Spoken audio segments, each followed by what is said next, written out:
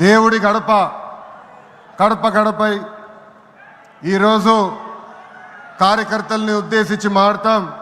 నా అదృష్టం ఎత్తిన పసుపు జెండా దించకుండా మడిమ తిప్పకుండా తెలుగుదేశం పార్టీకి కాపలాగాసిన ప్రతి కార్యకర్తకి నేను శిరసు వంచి పాదాభివందనం చేస్తున్నాను. వేదిక పైన ఉన్న గౌరవ జాతీయ అధ్యక్షులు చంద్రబాబు నాయుడు గారికి, గౌరవ ఆంధ్ర రాష్ట్ర అధ్యక్షులు పల్లా శ్రీనివాస్ గారికి, తెలంగాణ ఆంధ్ర అండమాన్ పార్టీ నాయకులకు కార్యకర్తలకు నా నమస్కారం. విశ్వవిఖ్యాత నట సార్వభౌమ స్వర్గీయ శ్రీ నందమూరి తారక రామారావు గారు పార్టీ పెట్టిన ముహూర్త బలం చాలా గట్టిది. తెలుగుదేశం పార్టీ అంటేనే తెలుగు జాతి ఆత్మ గౌరవం. తెలుగుదేశం పార్టీ అంటేనే అన్నదాతకు అండ. తెలుగుదేశం పార్టీ అంటేనే పేదల కడుపు నిండా భోజనం పెట్టిన పార్టీ. తెలుగుదేశం పార్టీ అంటేనే కార్మిక కష్టాలు తీర్చేదానికి పుట్టిన పార్టీ. కులాలు, మత, ప్రాంత ఎజెండాతో అనేక పార్టీలు పుట్టినాయి. కానీ తెలుగు జాతి కోసం పుట్టిన ఏకైక పార్టీ మన పార్టీ తెలుగుదేశం పార్టీ.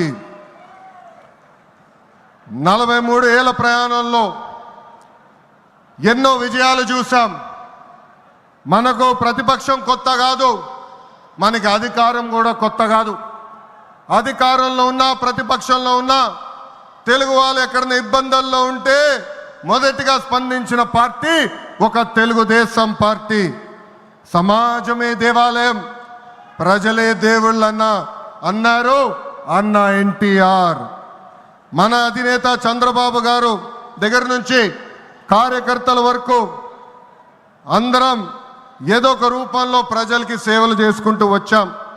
మారుతున్న కాలానికి తగ్గట్టుగా పార్టీ కూడా అడుగులు వేయాలి. ఎప్పటికప్పుడు పార్టీలో చర్చ జరగాలి, ప్రజలకు మరింత దగ్గర అవ్వాలి.